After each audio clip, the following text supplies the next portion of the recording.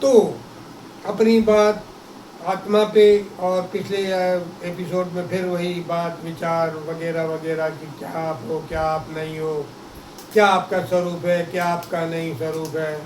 ये सब बातें सत्संग की बातें हैं, शाश्वत परमात्मा की बातें हैं। और जैसे श्वास के ऊपर बात हो रही थी अपनी पिछले एपिसोड में कि आप श्वास भी नहीं है, तो वाकई में आप श्वास नहीं हो। आप तो श्वास सिर्फ आपके पास आ रही है और जा रही है, और आप श्वास का आनंद लेते हो और जीवंत हो। आप जीवंत हो आप श्वासों की वजह से। श्वास खत्म, जीवन खत्म। तो बातें बहुत हो रही हैं, फकीरों की बातें लगातार निरंतर हो रही हैं कि फ़कीर कैसे खुदाए नूर बंद से एक हो जाता है, कैसे वो खुदा से मिल जाता है, कैसे अपने आप को आत्मा जान लेता है, वो कैसे अपने आत्मा को, अपने आत्मा का अनुभव ले लेता है।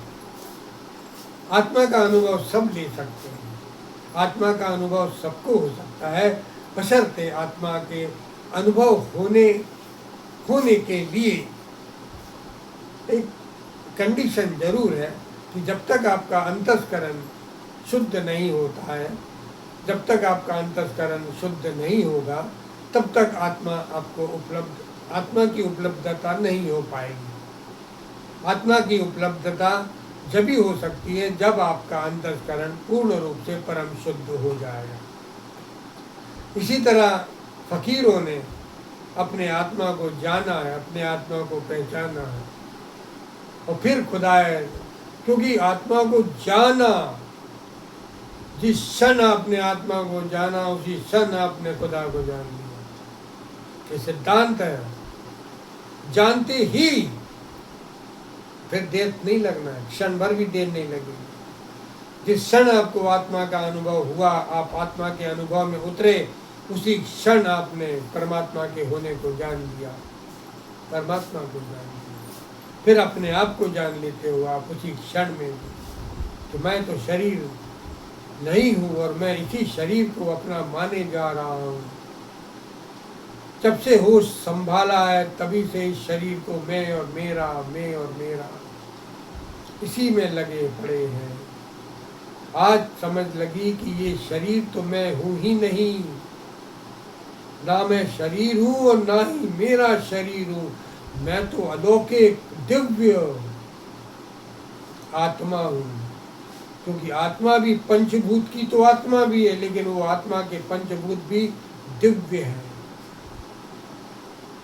शरीर के पंचभूत नश्वर हैं, लेकिन आत्मा के पंचभूत दिव्य हैं। वो दिव्य परमाणुओं से बनी हुई है वो आत्मा, दिव्य परमाणु। जिस दिव्य परमाणु का श्री कृष्ण का शरीर था, राम का शरीर था, श्री कृष्ण की आत्मा वो दिव्य परमाणुओं की आत्मा है। इसी आपकी आत्मा दिव्य पंचभूतों का है, दिव्य पंचभूतों से बनी है आपकी आत्मा। इसलिए आत्मा अविनाशी है, शाश्वत है, शुद्ध है, बुद्ध है, नित्य है। इसका कभी अभाव नहीं होता,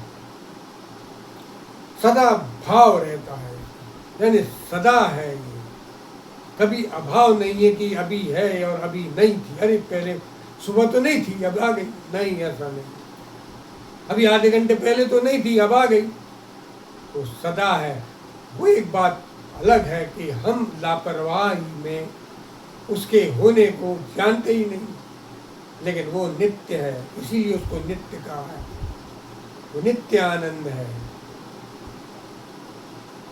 तो ये आत्मा जानना इसीलिए जरूरी है, क्योंकि आत्मा जानने के बाद आप अविनाशी अवस्था में आ जाते हो। आप फिर आपका मरना नहीं होता, फिर आपको मृत्यु स्पर्श नहीं कर सकती।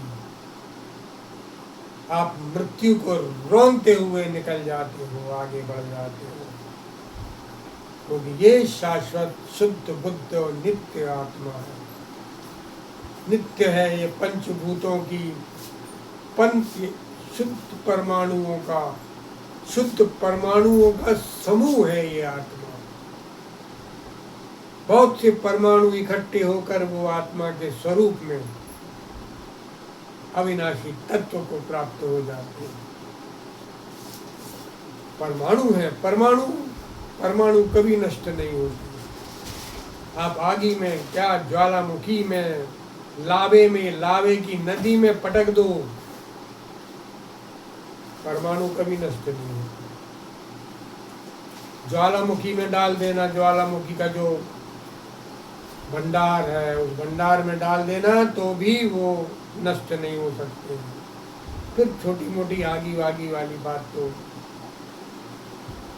कोई मायने ही नहीं रही। तो इसी प्रकार से वो दिव्य आत्मा को जानना जरूरी है, क्योंकि आपकी जो गलत सोच रही है, ये ब्लंडर मिस्टेक हो रही है आपसे। क्या कि आप अपने आप को शरीर जानते हो, शरीर मानते हो और वैसे ही व्यवहार करते हो अपने आप को शरीर जानते हुए। इसलिए शरीर आप नहीं है, ना आप हो सकते हो। आप आत्मा हो, परम दिव्य सत्ता हो, आप परमात्मा का अंश हो, आप शाश्वत शुद्ध बुद्ध नित्य हो। आप उस आत्मा को जानने के लिए आपको बस अंतस्करण बल शुद्ध कर लो। आप अंतस्करण शुद्ध होते ही आपके सामने आपकी आत्मा प्रकट हो जाएगी, अवतरित हो जाएगी और आप खुद भौचक के रह जाओगे। खुद ही इतने ज़्यादा भौचक के, इतने ज़्यादा आश्चर्यजनक अवस्था में पहुंच जाओगे आप कि अरे बाप रे ये क्या हो गया। ये भ्रम टूटेगा यहाँ पर। आप ब्लंडर, ये भ्रम टूटेगा आपका कि जिसको आप शरीर मानते थे वो तो आप कभी थे ही नहीं। जब से होश संभाला तभी से भी नहीं थे आप कभी शरीर थे ही नहीं।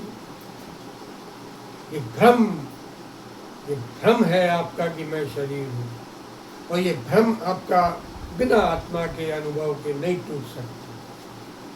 ऐसा मैं आपको कितना ही बताऊं, आपको कितना ही समझाऊं मैं। आप अभी तो हाँ बोल दोगे कि हाँ समझ में आ गई, हम शरीर नहीं है, क्योंकि ना हम श्वास लेते हैं, ना हमारे विचार है, ना हमारा मन भी नहीं है, हमारी बुद्धि भी नहीं है, चित्त अहंकार कुछ भी हमारा नहीं है। ये मिटने वाला शरीर है। हम देखते रहते हैं मिटते हुए, इसको मरते हुए देखते रहते हैं। इतना सब समझाने के बाद भी आप अभी जरूर मान जाओगे, अभी सब बैठे हुए लोग मान जाओगे कि मैं शरीर नहीं हूँ, लेकिन थोड़ी ही देर बाद ये भ्रम आपको फिर पकड़ लेगा। ये भ्रम आपको फिर पकड़ लेगा और आप भ्रमित हो जाओगे और फिर अपने आप को शरीर मान के व्यवहार करने लगोगे। क्योंकि अगर आप शरीर नहीं हो तो पक्का है सामने वाला भी शरीर नहीं है। फिर आप उसके साथ शरीर के हिसाब से व्यवहार कैसे करोगे? अगर आपको पता पड़ जाए कि मैं आत्मा हूँ, सामने वाला भी आत्मा है, तो फिर तो आप आत्मा के साथ, आत्मा का जैसे व्यवहार होता है, जैसे आत्मा का परमात्मा के साथ व्यवहार होता है, वैसा व्यवहार होना चाहिए। लेकिन आप उसको शरीर के समतुल्य मानकर व्यवहार करते हो। कोई आपके पास छोटा गरीब व्यक्ति आ जाए तो आप उसके साथ वैसा व्यवहार करोगे, कोई पुलिस वाला या कोई अधिकारी आ जाए तो आप वैसा व्यवहार करोगे, क्योंकि आप शरीर की अवस्थाएं देखकर वैसा व्यवहार अपना रहे उसके साथ। इसलिए वो गलत है, क्योंकि कोई भी शरीर तो है ही नहीं। तो पुलिस वाला है, अधिकारी है, कोई बड़ा अफसर है, आला अफसर है, कोई भी है, कैसा भी है, वो आखिर है तो शरीर। तो फिर आपको लगेगा ये शरीर ही तो है, और वाकई लगेगा आपको शरीर कि आप सर है मगर शरीर है। वो पुलिस वाला है तो भी शरीर, क्योंकि आपने जब अपने को ही नहीं जाना कि मैं आत्मा हूं, तो आप किसी की भी आत्मा को आप कैसे जान पाओगे? किसी की आत्मा नहीं जान सकते आप। सभी की आत्मा आपको शरीर दिखेगी, और फिर आपका व्यवहार भी शरीर के साथ, शरीर का जैसे होता है वैसा व्यवहार होगा। ये गलत है। गरीब के साथ आप गलत प्रकार से व्यवहार कर सकते हो, गलत बोल भी सकते हो, लेकिन कोई अफसर और कोई अधिकारी पुलिस वाला आ जाए तो थोड़ी गलत बोलोगे आप। Sir sir sir sir sir sir, फिर वहां पर मतलब सरसराओगे। आदत है, स्वभाव है, फिर सर सरसराने लगते हो, सरसराने लगते हो, क्योंकि अधिकारी बैठा है, नहीं कर सकते उससे मैं और तू। और लेकिन अगर आपको ये पता पड़ जाए कि जैसे मैं आत्मा हूँ, परमात्मा का शुद्ध नित्य अंश हूँ, वैसे ही सामने वाला परमात्मा का शुद्ध नित्य अंश है, तो फिर आत्मा के साथ आत्मा का जैसे व्यवहार होगा वो बड़ा मीठा होगा, बड़ा आनंदित होगा, बड़ा प्रेम पूर्वक होगा। क्योंकि तुम भी आत्मा, तुम भी आत्मा, मैं भी आत्मा, वो भी आत्मा, मैं आत्मा, सब आत्मा। लेकिन ये बिना आत्मा को जाने कैसे महसूस कर लोगे ना? बिना महसूस करे तो आप शरीर ही मान रहे हो अपने आप को। आत्मा मानने का कोई सवाल नहीं, कोई प्रश्न नहीं। आत्मा तो जब ही मान पाओगे जब आप उसको जान जाओगे,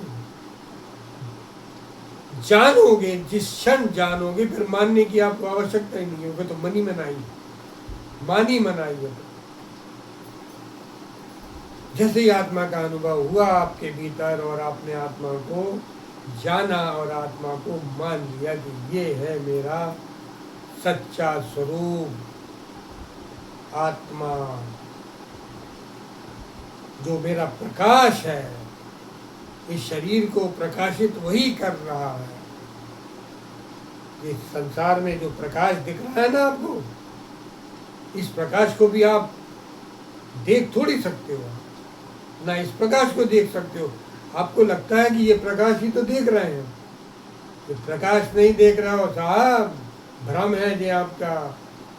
इस रूम के भीतर उस प्रकाश से जो वस्तुएं प्रकाशित हो रही हैं वो वस्तुएं देख रहे हो।